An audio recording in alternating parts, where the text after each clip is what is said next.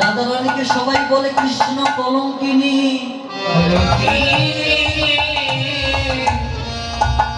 রাধা রানীকে তার শাশুড়ি ননদী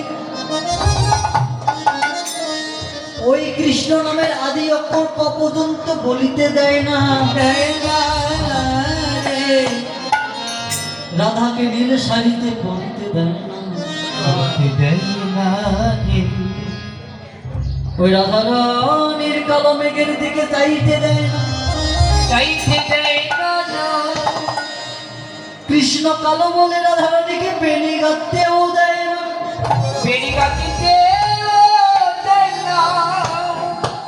দেখ দেখ শাড়ি রে,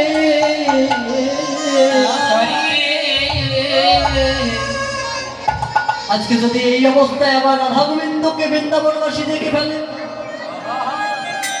তাহলে বল তাদের কত কলঙ্ক হয়ে যাবে। আমার রাধারানী কত কলঙ্ক হয়ে যাবে তুই জানো। দেখ তাই বিলম্ব করিস না। তোরা আমার রাধা গুরু, তোরা করে রাধারানীকে জাগাই দে না। বৃন্দাবনবাসী জেগে গেলে কলঙ্ক হবে, জাগাই দে না। আর বিলম্ব না করে কি বললো, তখন বললো দেখো সু আমি একা জাগাবো না, চলো আমরা দুজন মিলে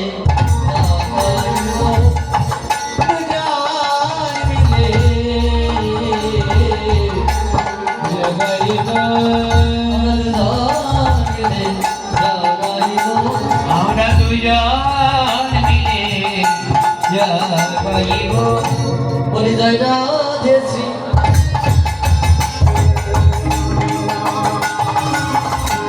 গোবিন্দ বলে দুজন মিলে জাগাইব।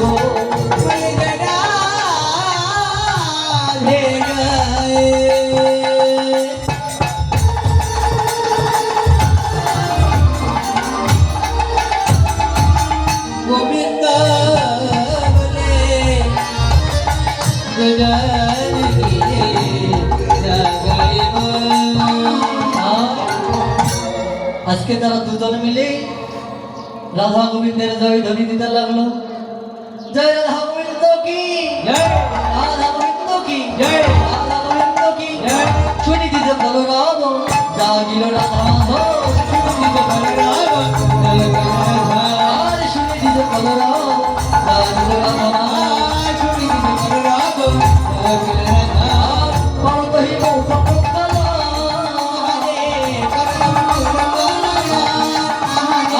পরতহি মৌখ প্রকালা। হরে হরে পরতৈ দেব প্রফল, হরে হরে পরতৈ দেব প্রফল।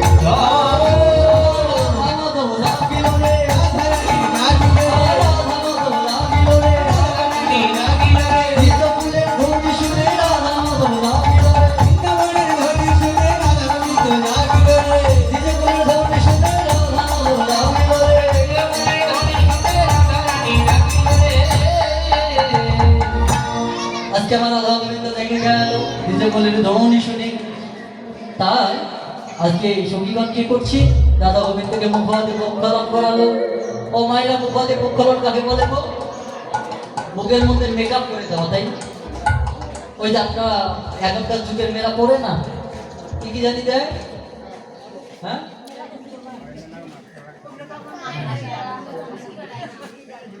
মুখের মধ্যে ময়দা দেখলাম, হ্যাঁ হ্যাঁ চোখের মধ্যে প্লাস্টিক, ঠোঁটের মধ্যে লিপস্টিক, আরো কত কি না, এসব কি মুখোমুখকলন বলে? এসবকে মুখোমুখকলন বলে না। মুখোমুখকলন মানে কি, মুখ ধৌত করে দেওয়া, তাই না? আমরা প্রভাতকালে উঠে তো সকালবেলা যদি কি করি, দাঁত মার্জন করে মুখটা ধৌত করি, এটাকে বলে মুখোমুখকলন। আজকে রাধা গোবিন্দকে মুখোমুখকলন করাই দিল, তাদের রাজত্ব করে সেবা করাই দিল। এদিকে রাধা রানী আর বিলম্ব না করে তরা করে চলে গেল কোথায়, না জটিলা মন্দিরে, আর গোবিন্দ চলে গেল নন্দালয়ে। আজকে যখন আবার রাধা রানী জটিলা মন্দিরে গিয়ে আবার শয়নে আছে, এদিকে কি হলো, চারজন ছবি এলো রাধা রানীকে জাগানোর জন্য। তারা কারা, কি শ্যামলা বিমলা অবলা মঙ্গলা আইলো রাধার কাছে।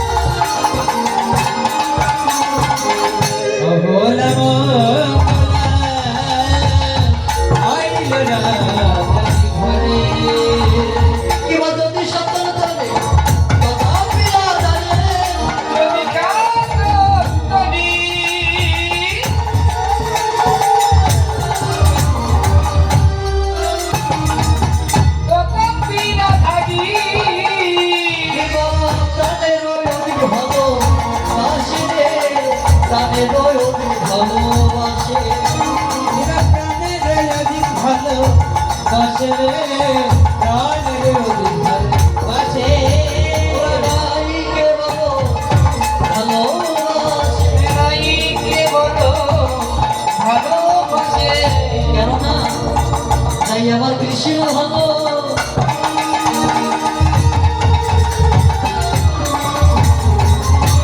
বাসে বলে ওরা রাইকে বলো ভালোবাসে ওরে কৃষ্ণ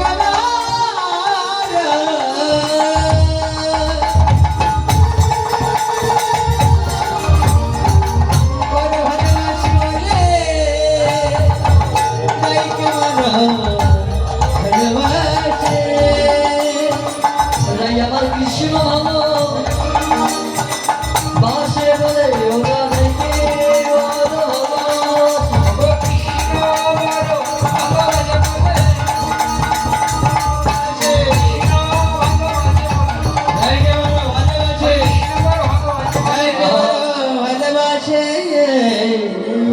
আজকে সখীরা এসেছে কেন? রাধা রানীর কাছে কত বেশি কথা শুনবে বলে। আজকে রাধা রানী উঠে বলছে, সখী দেখ দেখ তোরা তো প্রভাতকালে এসেছিস, আমার বড় সৌভাগ্য যে আমি প্রভাতকালে উঠে কৃষ্ণ ভক্তের দর্শন করলাম, তাই আমার মনে হয় আজকের দিন আমার বড় ভালোই যায়।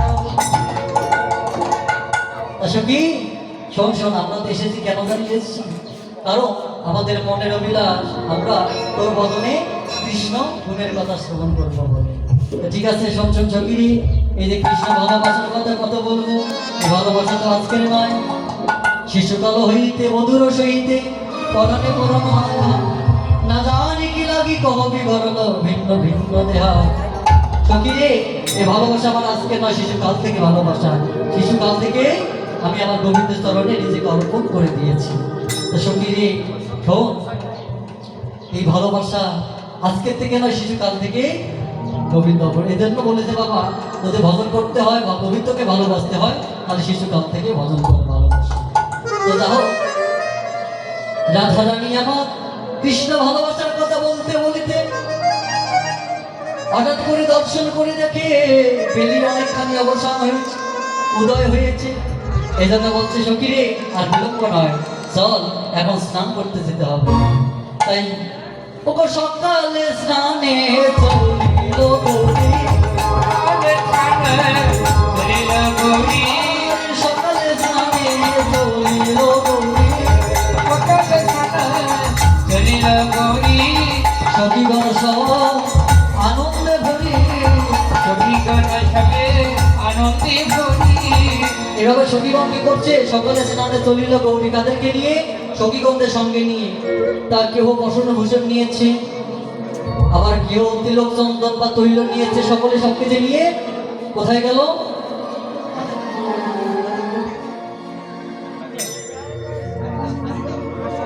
হরি হরি বলো আমার এখন একটি গীতা, একটি বস্ত্র, কিছু অর্থ দান করেছে, মায়ের জন্য আশীর্বাদ করবেন। মা যে মনের ইচ্ছা নিয়ে দান করেছে, মায়ের জন্য আমার ইচ্ছা পূর্ণ হয়, তৎসঙ্গে আমাকে সাধুগুরু বৈষ্ণবে কৃপা পেতে পেতে যেন একদিন গোবিন্দের চরণ সান্নিধ্য লাভ পায়। প্রেম ছেড়ে তাই ওর হরি বল। হরি বল তা স্নান করতে যেয়ে বাবা কি হলো?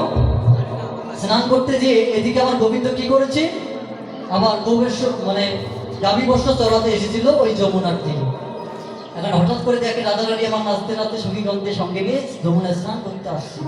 এমতো সময় কি হলো? গোবিন্দ আমার ওই রাধারানীর দিকে নয়ন দিয়ে